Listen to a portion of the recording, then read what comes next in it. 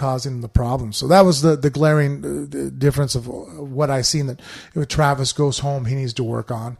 And then Derek, self-admittedly, needs to work on other aspects of the game too.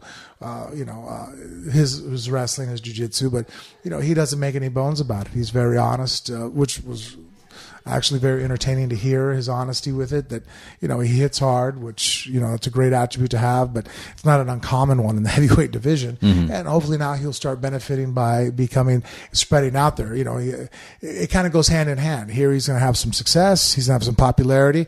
So in turn, he's going to have the finances and the draw.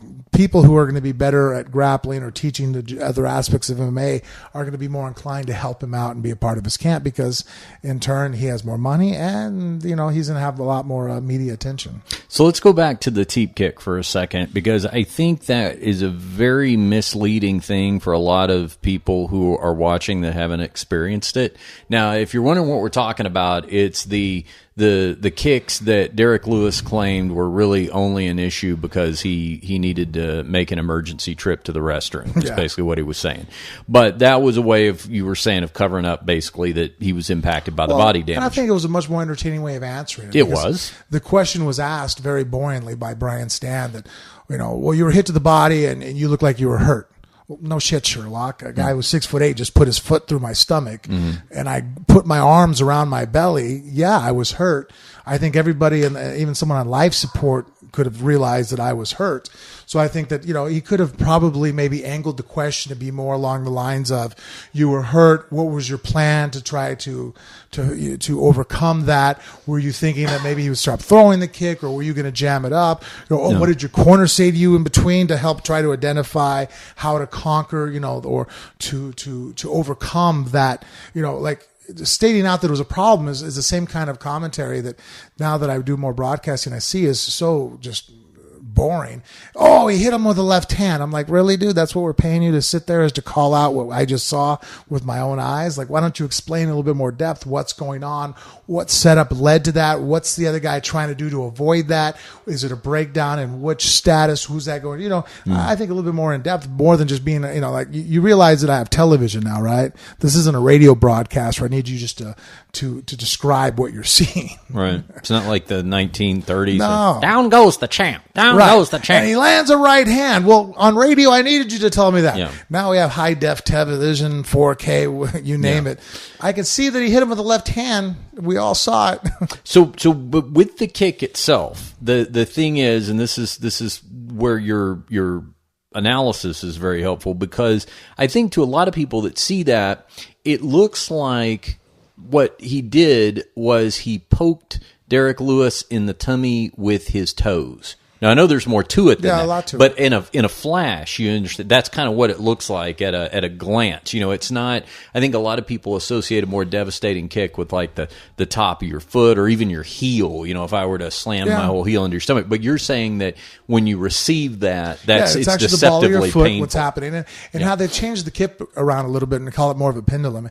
In Thai boxing, they call it a teep, right? Mm-hmm. And it's more of a distance gauger. And if you watch a traditional Thai stylist throw that type of kick, the front kick, a teep, again, different people, sometimes they call it a thrust kick in karate.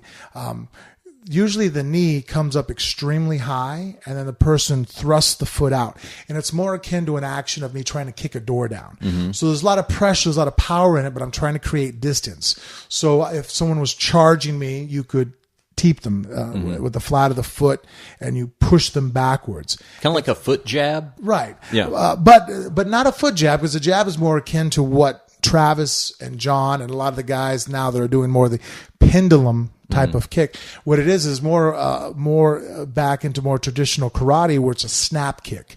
So what they're doing is they're aiming their knee, and they're not bringing their knee above it. So they're not using their glute.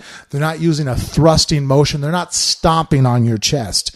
What they're doing is they're aiming their foot, and then the foot swings under, and it comes towards you almost the same way if they were going to snap kick maybe a soccer ball or kick a punt. And then at the last second, they might push their hips forward ever so slightly to redirect the speed of the foot that's locking out from the quadricep. And then as they curl the toes back, the toe, the ball of your foot thrusts right into the organs. And it's extremely fast kick that at the last second when you hit, your skeletal frame is now in line. So now it has your weight behind it. And it causes it's a blast and it shocks the organs. And that's the problem, is usually the thrust kick's slow and heavy and strong, where this one's kind of like getting hit with a baseball. So when it hits you, it causes it, especially if it gets hit in the midsection, the diaphragm could seize up, and then everybody's had their wind knocked out of them, can relate to what's happening to Derek Lewis. So in reality, the diaphragm goes into contraction, it spasms. So now when you spaz, your diaphragm is responsible for exiting and entering the oxygen out of your lungs. You have no muscles around your lungs.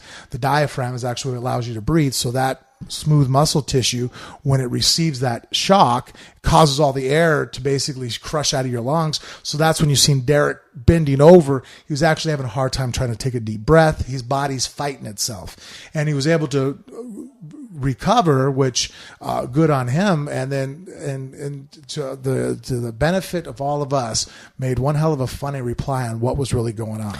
Does any of that have to do with physique? Like if somebody had like really tight defined abs, right? Like would that help at all? Or does that have not anything to do with it? You know what? A lot of it is sometimes I think having an extra layer of fat on your stomach probably helps, because I've sparred a lot with Roy Nelson, and you've seen him take knees from Alistair Overeem, who's probably, I dare anybody tell me who they think knees harder than Alistair does, and he didn't fall down. Most guys take a knee to the body from Alistair, and they're in a lot of pain. So it really you're could hating be, life. Really could be the opposite of. Yeah, I think that actually having a lot of people would think. a gut, a beer belly, and being conditioned, like someone like a Roy, even though they're heavy. And then Derek, obviously has a little bit of a belly. I think it actually can help you out if in tune you have a little bit of conditioning and you have a little bit layer of fat to help maybe soften the blow and keep it that far away from your actual tissue, muscle tissue. So you're saying Houdini might have lived to a ripe old age if he had a big gut? Yes. And Houdini did a good job at it. I think just the kid kind of caught him breathing out at the wrong time. And that's another thing is just if you do enough, it's funny when I see guys in the gym train stomach conditioning, and look, the nervous system's a nervous system. There's really no way to train that if I hit you in the diaphragm, your nerves are going to be any less prepared or more prepared to take a shot than my diaphragm. What it is that your body knows how to tighten up at the right moment and inhale and exhale so that you can, absorb that shot better. So if your stomach's really relaxed and as I throw a punch, you breathe in, oh man, that's the worst combination in the world. If you're breathing in as I put my knuckles into your diaphragm or my foot, you're going to be, in trouble. So Derek Lewis is hurt during the first round. I would certainly give that round to Travis Brown. Yes. Second round, Travis succumbs to Derek's power punches. Derek gets him against the cage, lands some great serious adjustment. Yeah, he was throwing punches to the right hand to the head. Yep. Travis shelled up, trying to block those, and then Derek was able to transition and throw two vicious uppercuts up the middle. That really, I think those are the two punches that pretty much did Travis in. And do you think that that's actually an example of where Travis's height hurt him at a disadvantage for those uppercuts? Because that was sort of like a Tyson-esque equation where the shorter guy in that was able to punch those uppercuts. Maybe if Travis had been a shorter guy and he had to get up underneath his guard, maybe he wouldn't have been able to land them. I don't think there would be that well. much of an adjustment in height. Yeah. I think that at that point what hurt Travis was that he didn't have a good clinch. I think if Travis had a better clinch, he could have, let's say that was Alistair, somebody who was a phenomenal clinch in MMA. If he could have came forward and maybe tied Derek up, thrown some knees, try to recover. Just sitting back and shelling up and putting up your guard, it's a recipe for disaster. Had Derek not been able to land shots on Travis at that point, with Travis not firing back any offense, just covered up, sitting there. I mean, basically he was a sitting duck. His back was against the cage. He wasn't able to move left or right. At that point, again, if Derek hadn't landed some shots, I'd have questioned Derek's ability to move on in the rankings as a fighter. I'd be like, wow, you had a guy basically just handed you on a platter and you couldn't do nothing with it. So Travis, he was too wobbled to be able to move around and stick behind a jab. I think that if he had worked more on, the other aspects of MMA, not just how to get out of a clinch, but how to put it on. And I've worked with Travis. I know he knows how to do that, but because he doesn't drill it as diligently as he probably drills offensive striking that he does, when he needed it, when he was hurt, his nervous system or his central cortex, the primal reptilian part of your brain, wasn't trained what to do. He just sat there and covered up like a boxer. It's like, well, no, you need to clinch, throw a plum clinch, a 50-50, shit. At that point, double overs, give the guy the body lock, but tie him up, and get your bearings back on.